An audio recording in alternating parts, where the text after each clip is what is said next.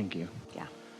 I just have two conversations that I think just want some little bit of clarification. One of which is continuing a conversation we had in Alaska when I had gotten the hot seat, and the initial question was the idea of, can energy be stored in our bodies? And it was coming from the idea of people saying, you know. No. Exactly. Next question. So if we relate that to the mind-body connection, everything is just always going back to your thought patterns. Is the song stored in your radio? Oh, I hope that song's still there.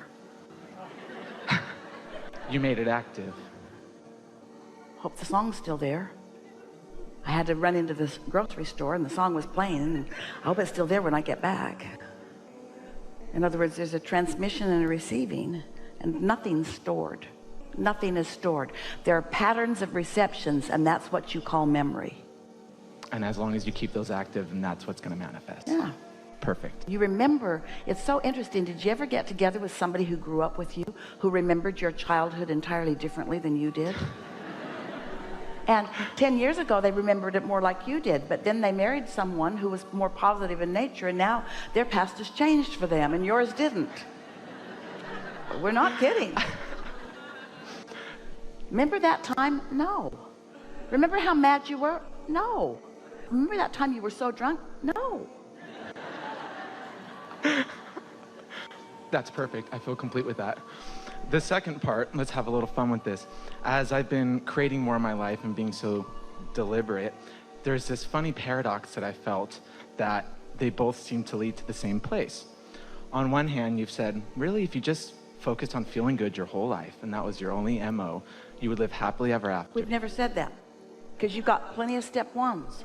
Step one is what does the creating. Step two is the conspiracy.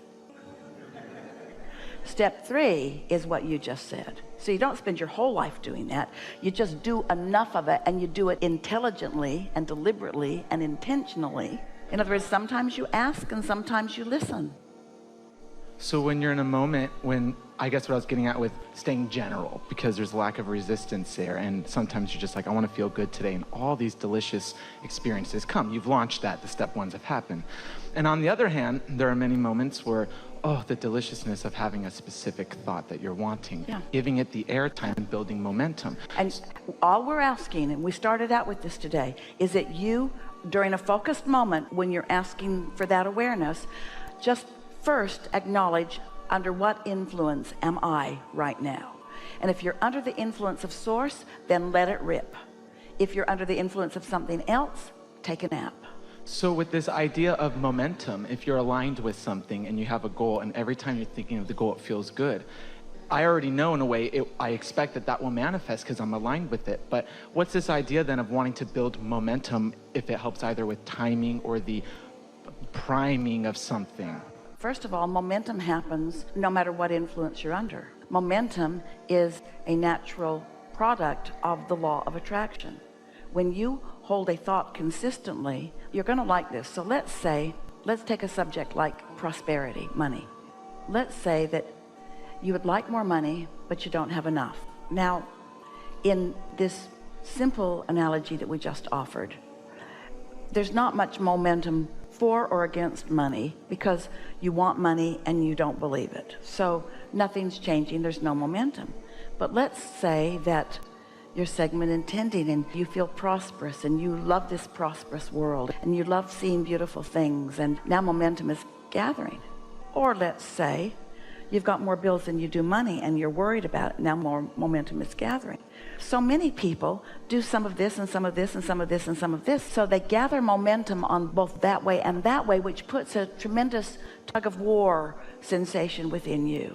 So we just want you to ask yourself, under what influence are you as you're thinking those thoughts? That's how you get out ahead of it.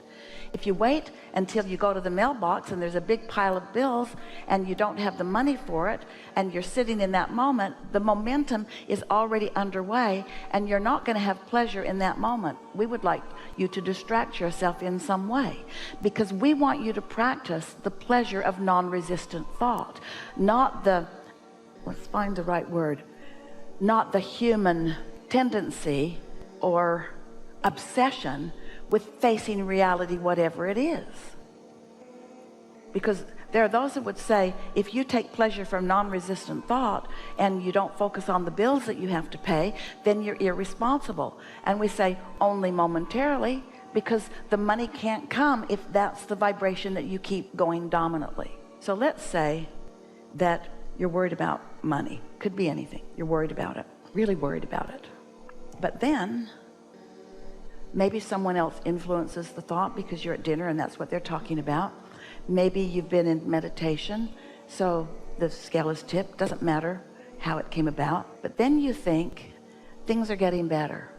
Well, your things are getting better thought, if you mean it, actually is resistance to the momentum of things getting worse. So it was on its way to getting worse, and you just slowed it down with this thought that is different. Feel that? Or you could be feeling really prosperous and then worry about something, and you could slow down that momentum. Momentum is going to happen. Now, that's something we haven't discussed before in that pointed way. Did you get it? Law of attraction is responding to the active vibration, and therefore momentum is underway.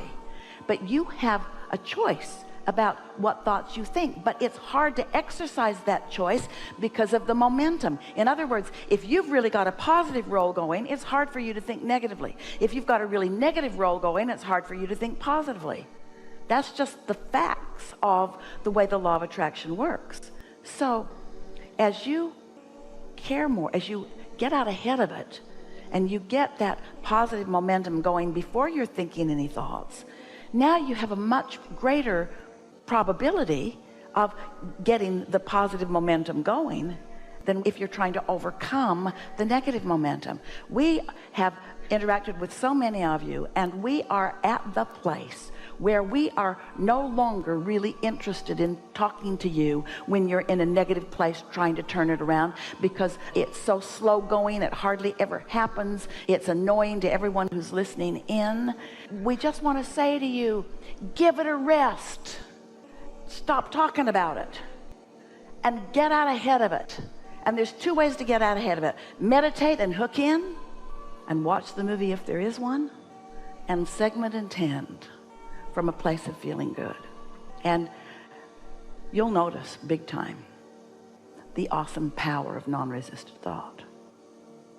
So then in that situation, if you're tuned in, tapped in, turned on, and you're starting general, and obviously going specific feels good, would there be any more benefit to either go more specific on the, let's say your finances, you're feeling good.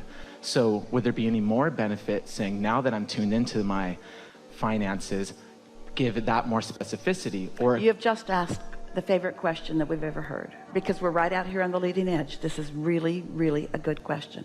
And the answer is, if it's pleasurable, do it for the pleasure. If it feels good to get more detailed about it, feels good to add your insight and more details, then do it. Do it for the pleasure, not for the power. So when you said, would it be better? What'd you mean? Did you mean, would it be better for my pleasure, or would it be better for my power? Because if you're doing it for the pleasure, it's better. If you're doing it for the power, it'll bite you. that was it. It's for the pleasure. And allowing both options to be viable. And when you think about it, isn't that how it goes? When you get on a roll like that, don't you want to think about it? Don't you want to talk about it? This is co-creation at its best. Yeah. I'm so satisfied with that. Thank you. Yeah.